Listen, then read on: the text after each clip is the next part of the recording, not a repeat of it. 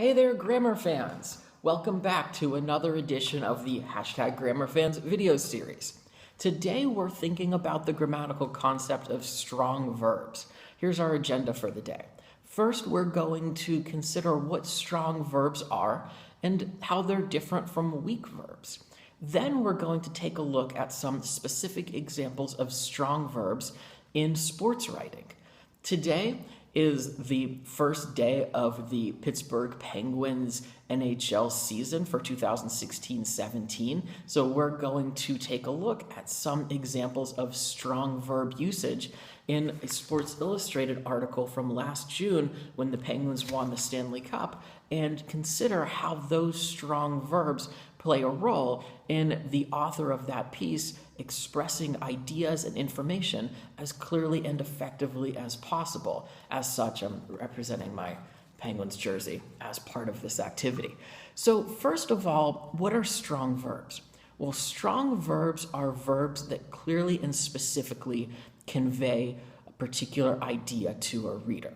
In contrast, a weak verb is a verb that isn't very clear or precise in the information that it expresses.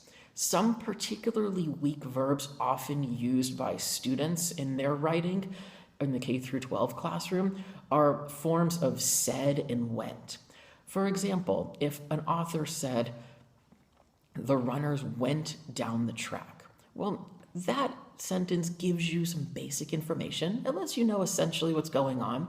But if you replaced that verb went with a much more specific or stronger version like sprinted, it's a lot easier for the reader and the listener to understand exactly what's taking place.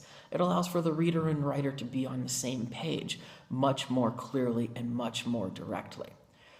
In this issue of Sports Illustrated that we'll take a look at now and consider some specific excerpts from that, one great example of a strong verb that stood out to me when I examined this article is the strong verb tweaked in the statement about the Penguins coach, Mike Sullivan.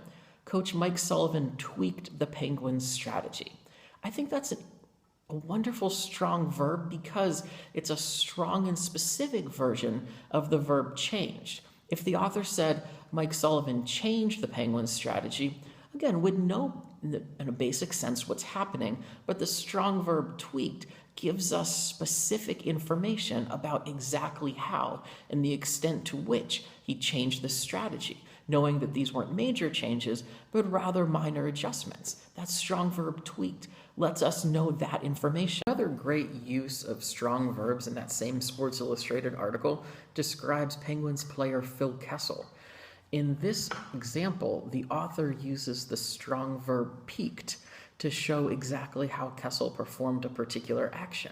In this statement, the author says, "Phil Kessel peeked over his left shoulder." A weaker version of that verb would be something like looked, but using the strong verb peeked allows for readers to know exactly how Kessel performed this action, giving us a much more specific and precise understanding of the events that took place. So these examples are some manifestations of how strong verbs can play an important role in sports writing.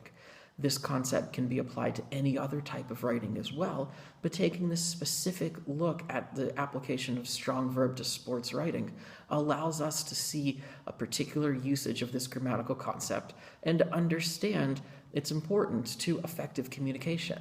Thanks for watching, and I look forward to seeing you for another #GrammarFans video in the near future. Thank you very much.